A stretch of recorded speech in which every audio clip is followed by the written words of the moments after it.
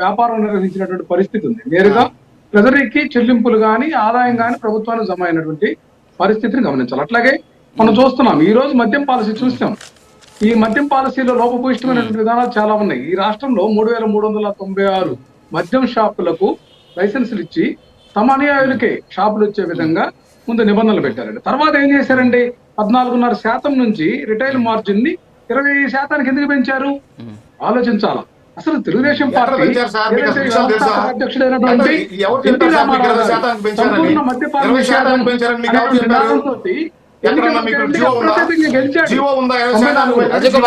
పార్టీలు లాక్కున్నటువంటి చంద్రబాబు నాయుడు గారు ఏదైతే మద్యం చంద్రబాబు నాయుడు గారు మద్యం పాలసీ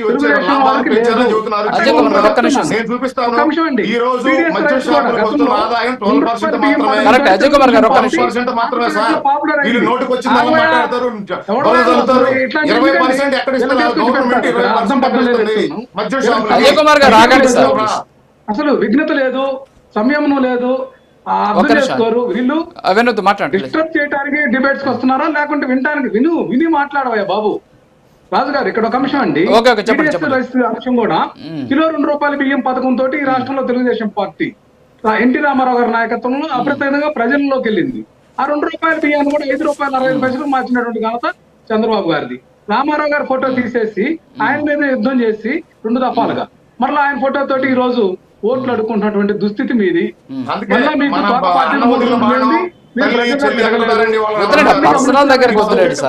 మీకు వ్యాలిడిటీ లేదు. తెలుగుదేశం పార్టీ అంటే టోల్ గేట్ పార్టీగా మారిపోయింది. ఇది ముందు రోడ్ ట్యాక్స్ వాహనాలు కట్టించుకుంటారండి, మళ్ళీ టోల్ గేట్ అని మళ్ళీ వసూలు చేస్తారు. ఇది ఈ యొక్క 2 నాలుకల ధోరణి ఈ కూటమి ప్రభుత్వం అనేది తేటతెల్లం అయిపోయింది. ఎక్కడా కూడా కమిట్మెంట్ మీద లేదు, అన్ని అబద్ధాలు, గోబెల్స్ ప్రచారము, తుగ్లక్ పరిపాలన.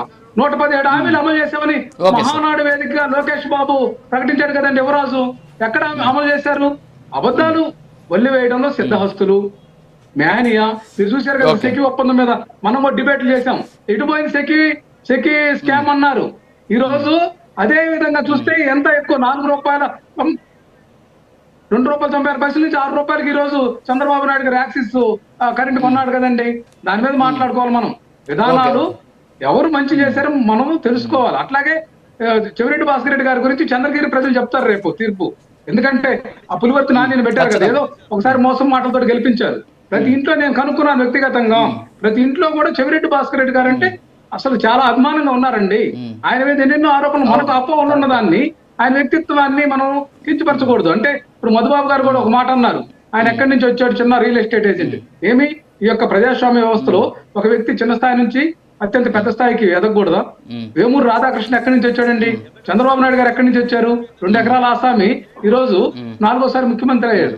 దీన్ని అంటే మీ యొక్క సిద్ధాంతాన్ని మీరే మళ్ళీ డివేషన్ అవుతున్నారు. పవన్ కళ్యాణ్ గారు ఎక్కడి నుంచి వచ్చారు? చిరంజీవి గారు ఎక్కడి నుంచి వచ్చారు? ఇవన్నీ చాలా ఉన్నాయి చెప్పుకుంటా పోతే. ఇది కరెక్ట్ కాదు. ఈ సంభాషణ చాలా మాట్లాడాలి. మధుబాబు గారు ఉన్నారా? మధుబాబు గారు సార్, ఇప్పుడు రామారావు గారు ఒక అంశాన్ని మాట్లాడారు. ఏంటంటే మేము గతంలో ప్రభుత్వమే లిక్కర్ షాపుల్ని నడిపించింది, సో ఇంకా అక్కడ అవినీతి జరిగేందుకు ఆస్కారం ఎక్కడుంది అనేటువంటి అంశాన్ని ఆయన మాట్లాడారు. ఇప్పుడేమో ప్రైవేట్ వాళ్ళకి వీళ్ళు మద్యం షాప్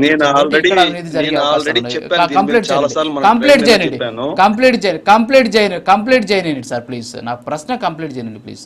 సో ఇక్కడ వచ్చేసి ప్రైవేటు మద్యం దుకాణాలు ఉన్నాయని చెప్పేసి వారు మాట్లాడుతూ ఉన్నటువంటి పరిస్థితి. ఇక్కడ స్కామ్ చేయాలంటే మద్యం దుకాణాల చేతిలో ఉండాలన్నా డిస్టరీస్ చేతిలో ఉంటే జరుగుతుంది. మీరు కూడా నాకు తెలిసి మద్యంకి సంబంధించినటువంటి ఏదో కంపెనీలో పనిచేసినట్టు కూడా నాకు ఐడియా ఉంది. సో ఏంటి అసలు సార్, వీళ్ళు ఫస్ట్ డిస్టరీల నుంచి మొదలు పెట్టారు సార్.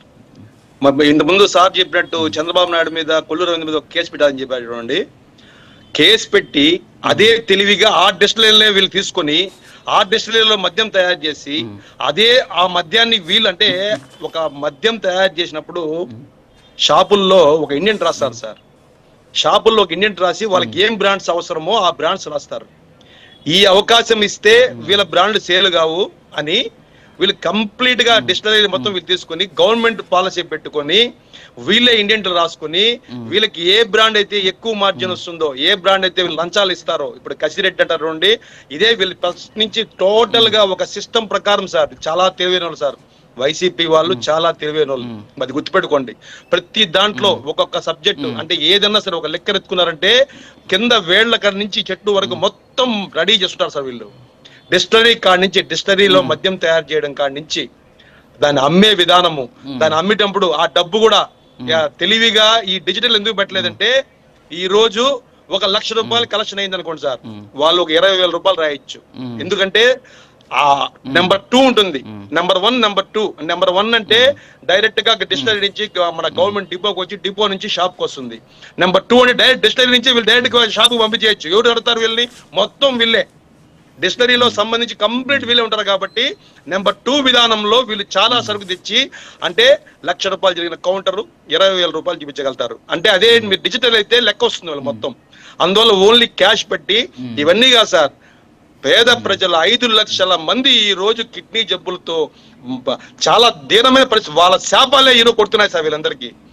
5 లక్షల మంది సుమారు ఈ రోజు ఎంత మంది వ్యాధిగ్రస్తులు ఏంటారంటే ఈ మందు దాగి. ఎందుకంటే రోజు భవన నిర్మాణ కార్మికులు రోజు కష్టపడి ఒక కోట దాగే జనాలు ఈ రోజు 250 రూపాయలు పెట్టి అనారోగ్యం తెచ్చుకుని పని కాదు కదా, వాళ్ళు బెడ్కే పరిస్థితి అయిపోయింది సార్. ఈ రోజు ఎంతమంది ఆడపడుచులు ఏడుస్తున్నారో మా కళ్ళారా మేము చూసాం సార్.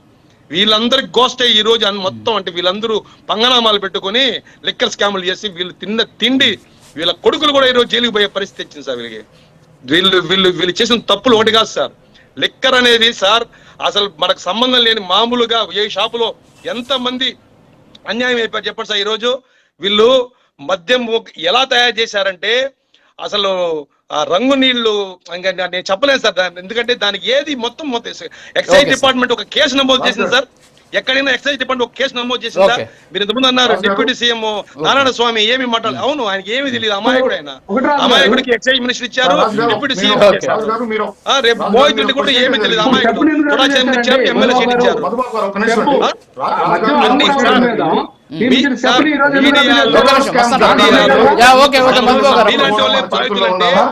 సామాన్య ప్రజల పరిస్థితి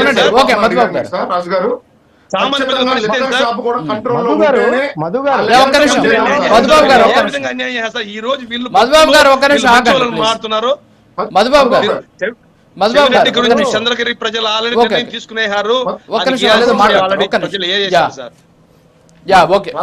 చేసిన పాపాలకి తప్పదు, ప్రతి ఒక్కరు శిక్ష అనుభవించే.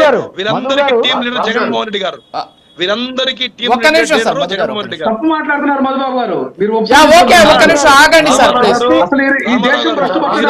చెప్పండి.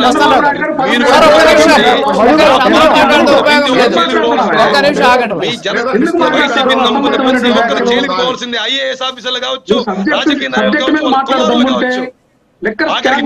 గుర్తుపెట్టుకోండి, మీకు కూడా ఉంటుంది అదే పరిస్థితి. తెరవండి. ఒక్క నిమిషం సార్, మధుబాబు గారు, రామారావు గారు ఒక్క నిమిషం ఆగండి ప్లీజ్.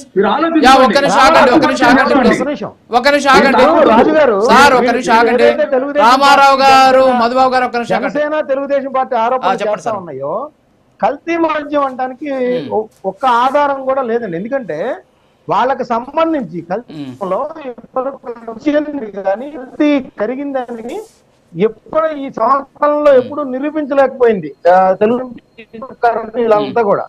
కానీ చనిపోయారు వేల మంది అంటున్నారు. అది ఎలా ఉంటది? దర్యాప్తు చేసి నిరూపించాల్సిన బాధ్యత ఉంటుంది తప్పితే ఓన్లీ కల్తీ మద్యం వల్ల వేల మంది చనిపోయారు ఒక్క కేసు కూడా నమోదు కాలేదు ఎక్కడ కూడా కల్తీ మద్యానికి సంబంధించి.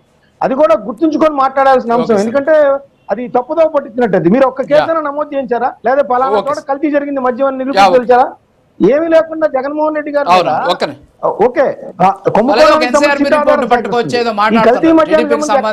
చంద్రబాబు నాయుడు శ్వేతపత్రం రిలీజ్ చేసినప్పుడు కూడా ఆయన ఏదో ఎన్సీఆర్బీ రిపోర్ట్ పట్టుకొచ్చి ఎన్సీఆర్బీ రిపోర్ట్ లో ఇలా ఉంది అని చెప్పేసి చంద్రబాబు గారు కూడా మాట్లాడారు. మీరు చెప్పింది కరెక్ట్.